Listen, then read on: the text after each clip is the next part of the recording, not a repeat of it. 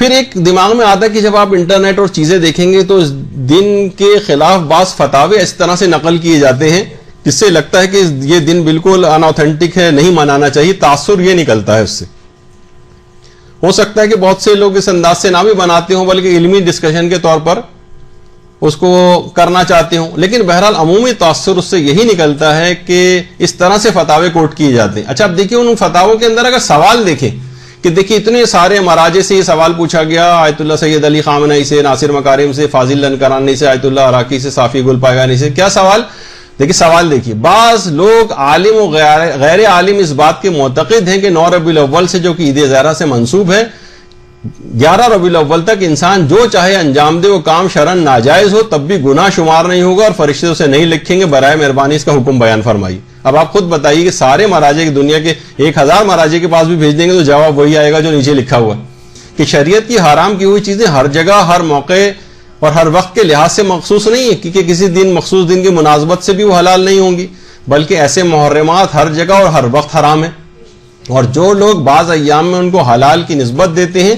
وہ کورا جھوٹ اور بہتان ہے, اور ہر وہ کام جو بذات خود حرام ہو یا مسلمانوں کے درمیان تفریقے کا باعث ہو شرعن گناہ اور عذاب کا باعث ہے. یعنی ان کاموں کو کہا گیا ہے اور اس سوچ کو کہا گیا ہے کہ اس دن یہ سوچ کر گناہ کرنا, جس کے متعلق ابھی ہم نے بات بیان کی. اسی طریقے سے آیت اللہ ناصر مکارم شیرازی کا بھی آپ کے سامنے آ رہا ہے, دیگر مراجع کے بھی اسی طرح, آیت اللہ عراقی, صافیہ گل پائگانی, سب نے سوال جو کیا گیا ہے نا اس کے اندر اس کا وہی جواب دیا ہے کہ نہیں, جو حرام ہے اس دن بھی حرام رہے گا, جو حرام ہے اس دن حرام رہے گا. لیکن اس سے تاثر بہرحال یہ نکلتا ہے کہ نہیں, اس دن کو نہیں منانا چاہیے عید کے طور پر, جو بالکل غلط تاثر. اس میں اس حرام کاموں کو کرنا وہ منع کیا گیا ہے کہ آپ یہ دن سوچیں گے نہیں آج کے دن جو چاہیں کریں, نہیں, یہ اس بات کو منع کیا گیا اور کہا کہ نہیں یہ بہتان ہے, ایسا کچھ نہیں ہے, جان بوجھ کے ایسا نہیں ہو سکتا. البتہ سہون ہو جائے تو دیگر فتاوے میں کہا ہے کہ وہ اس دن کی فضیلت کی وجہ سے معاف ہو سکتی ہیں چیزیں. اور باقاعدہ مراجع سے جب پوچھا گیا تو انہوں نے بھی اس دن کو عید کے طور پر منانے کو جائز بلکہ پسندیدہ بھی قرار دیا, اور کہ بھلے جائز و مستحسن است. آیت اللہ صادق روحانی نے بھی کہا, ایک صادق شیرازی الگ ہے, آیت اللہ صادق روحانی الگ ہے,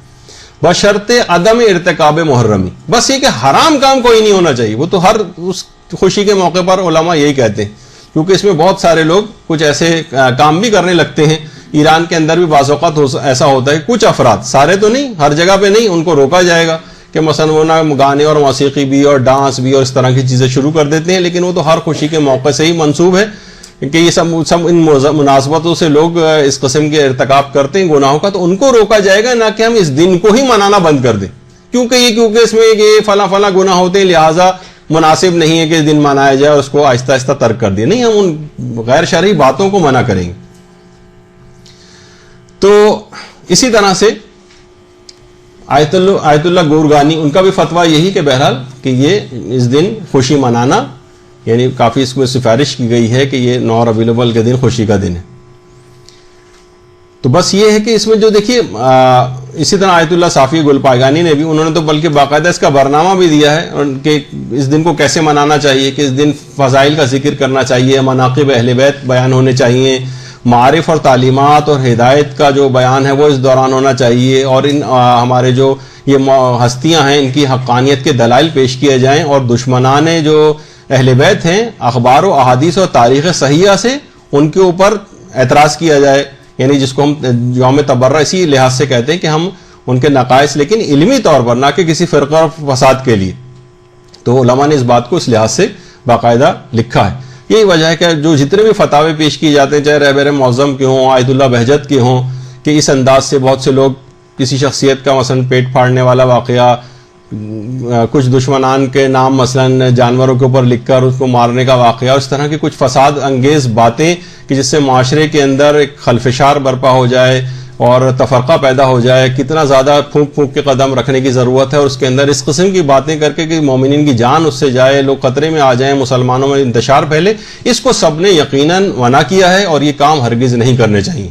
اور اس بات کو پھیلانا چاہیے کہ مراجع نے خصوصیت کے ساتھ ان تمام چیزوں کو منع کیا,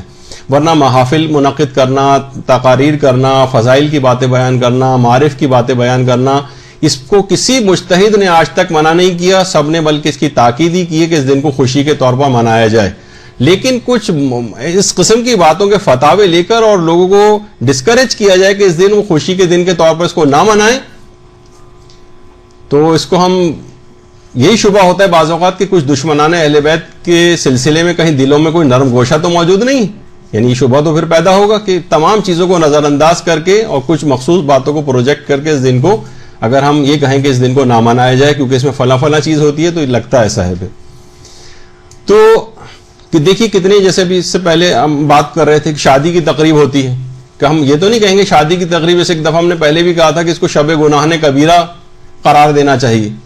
کتنا اسراف ہوتا ہے، کتنی بے پردگی ہوتی ہے، لوگوں کے اگلے دن کی نمازیں قضا ہوتی ہیں، عورتیں نامحرموں کے سامنے میک اپ کر کے جاتی ہیں، زرق برق لباس پہنے جاتے ہیں، مکس گیدرنگ ہوتی ہے، اور نہ جانے کتنے گناہ اس شادی کے نتیجے میں ہوتے ہیں. لیکن کبھی کوئی نہیں کہتا کہ بھئی شادی نہیں کرنی چاہیے، یا یہ کہ بالکل شادی کی اس قسم کی کوئی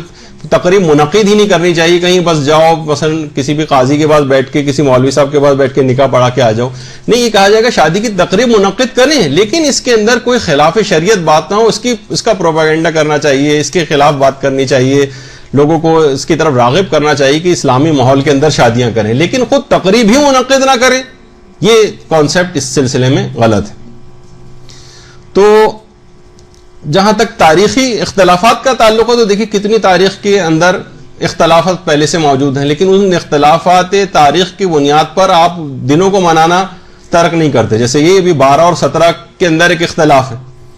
اسی طرح سے آئمہ کی اولادوں کی تعداد کتنی تھی، اس کے اندر اختلاف ہے. آئمہ کی ازواج میں بعض اوقات اختلاف ہو جاتا ہے. آئمہ کی والدہ یہ نام تھا ان کا کہ وہ نام تھا ان کا، اس میں کتنا اختلاف ہے، لیکن اس کی وجہ سے ہم انکار نہیں کرنے لگتے ان شخصیت کا، بس ایک تاریخی اختلاف کے طور پر کرتے ہیں اور دنوں کو ویسے ہی مناتے ہیں. تو یہی وجہ ہے کہ جتنے بھی ہمارے علماء ہیں، جیسے صاحب جواہر ہیں، انہوں نے بھی باقاعدہ اس روایت کی بنیاد پر جو احمد ابن اسحاق کی تھی، اس کو شرف اور فضیلت اور برکت اور خوشی کا دن جو ہے وہ قرار دیا. شیخ مفید نے اس کو یوم عید کبیر جو ہے وہ کہا. اس کے علاوہ ابن طاؤس نے جو ہے خوشی کا دن قرار دیا. علامہ کفمی نے بھی اس کو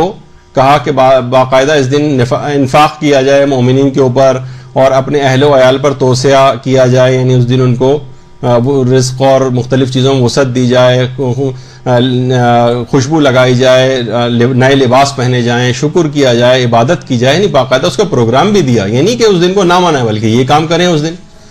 اور آیت اللہ طباطبائی جو کاظم یزدی طباطبائی، انہوں نے تو باقاعدہ عروۃ الوثقیٰ میں اس دن کا غسل بھی قرار دیا، جو کہ اگرچہ دیگر مجتہدین نے اس دن کے استحباب کے قائل نہیں ہیں. تو اس طرح سے کتنے ہی میرے پاس، یعنی میں آپ کے سامنے جو فتاوے آ رہے ہیں کہ کہا گیا ہے کہ شیعوں کو اس دن کو تعظیم کے اس کی کرنی چاہیے اور اس دن اظہار خوشی کرنا چاہیے. اور امام خمینی کے جو استاد تھے آیت اللہ مرزا جواد ملکی تبریزی، انہوں نے المراقبات میں اس دن کو دشمنان نے اہل بیت کی نابودی کا دن قرار دیا اور زور دیا ہے کہ اس دن کو خوشی کے دن کے طور پر منائیں. اسی طرح سے آیت اللہ کاظم یزدی، ان کا تو ابھی حوالہ آ گیا اس سے پہلے. اس کے علاوہ علامہ کفمی نے بھی 9 ربیع الاول کے دن خوشی کے دن کے طور پر منانے کو کہا ہے. تو بہرحال، اور اس دن خاص طور پر جیسے کہ ابھی بات بیان ہو رہی تھی کہ امام خمینی نے جو خاص طور پہ بات کہی ہے کہ کوئی بھی ایسا کام آپ کو ہرگز نہیں کرنا ہے، یعنی اتحاد کا مظاہرہ کرنا ہے، متحد ہونا ہے تاکہ آپ محفوظ رہیں. امام خمینی کہتے تھے کہ اس بات کا دھیان رہے کہ تفرقہ انگیز باتیں کرنا گناہ کبیرہ ہے اور بہت مشکل ہے کہ خدا اس کو بخشے. کیونکہ تفرقہ دیکھیے ہمیشہ یہ ہوتا ہے کہ الفتنہ تو اشد من القتل، تفرقے سے ہمیشہ فتنہ پیدا ہوتا ہے، فتنے کو قتل سے بھی بدتر سمجھا گیا ہے. تو چاہے ہمارے دشمن اس طرح کی باتیں کریں یا ہمارے دوست، اور چاہے ایسی باتیں تقدس اور شرافت کے دعوے داروں کے منہ سے نکلیں یا ان لوگوں کو جو اس قسم کے دعوے نہیں کرتے، خدا اس کو یعنی ہرگز نہیں بخشے گا جو اس انداز کے تفرقے کی باتیں کرے گا، معاشرے میں انتشار پھیلائے گا اور مسلمانوں کو باہمی دست و غربہ کرے گا اپنی تقریروں کے ذریعے، اس انداز سے اس دن کے لحاظ سے باتیں کر کے کہ زیادہ سے زیادہ لوگوں مسلمانوں میں آپس میں انتشار پیدا ہو. ان باتوں کو بس اصل میں اس میں علی الخصوص خیال کرنا ہے. اور جیسے کہ ابھی ذکر ہوا کہ سب سے اہم وجہ امام زمانہ کی امامت کے پہلے دن کے طور پر خوشی منانی ہے. اور خود آیت اللہ سیستانی نے بھی باقاعدہ کہا ہے کہ اگر تفرقے کا باعث نہیں بن رہا ہے تو عید زہرہ منانے کے اندر کوئی اشکال نہیں ہے اور اس کے اندر اس کی محفلوں میں شرکت کرنے میں بھی کوئی اشکال نہیں ہے. لیکن اگر اس قسم کی مجالس اس نیت سے اگر برپا کوئی کر رہا ہے کہ لڑائی جھگڑا، قتل و غارت گری، تفرقہ مسلمانوں میں ایجاد کرنا مقصد ہے، جیسے کہ اکثر جگہوں کے اوپر دیکھنے میں آتا ہے، تو پھر اس قسم کی مجالس اور انہیں شرکت کرنا جائز نہیں ہوگا. لیکن وہ دوسرا عنوان ثانوی کے طور پر حکم ہے کہ اس قسم کے کوئی تفرقہ انگیز کام نہیں کیے جائیں، لیکن دن کو خوشی کے دن کے طور پر منانا، اور اس میں کوئی اشکال نہیں ہے، اس میں شرکت کرنے میں بھی ان کے پروگراموں میں کوئی اشکال نہیں ہے. اور آیت اللہ شیخ جواد تبریزی نے تو باقاعدہ کہا کہ ہر حال میں یہ دن شیعوں کے لیے عام طور پر اور اہل بیت کے لیے خاص طور پر خوشی کا دن، تو اس کو ضرور منانا چاہیے. اور آیت اللہ صافی گلپاگانی تو باقاعدہ پیغام بھی اس سلسلے میں جاری کرتے ہیں. اور البتہ رہبر معظم اور دیگر لوگوں نے اس دن جو خرافات ہوتی ہیں اس کے متعلق ضرور باتیں کہیں کہ ان خرافات سے اپنے آپ کو بچائیں. اور صرف یہاں نہیں، ایران کے اندر بھی وہ خرافات ہیں، تو اس دن سے اپنے آپ کو ان خرافات سے اپنے آپ کو بچانا ہے، اور اسی کے سلسلے میں اس طرح سے اس دن کو منانا ہے کہ اس دن میں کوئی حکم شریعت کی مخالفت نہ ہو. اور آخر میں بس یہ بات آپ کی خدمت میں عرض کر دی جائے، جو شعر بھی ہے کہ 72 دنوں تک ان کے مصائب پہ روئے ہیں، وہ خوش ہوئے تو آج زمانے کی عید ہے. یا رب نہ مومنوں کی خوشی کو نظر لگے، زہرا کے سوگوار گھرانے کی عید ہے. اچھا، اللہم صلی اللہ علیہ وسلم.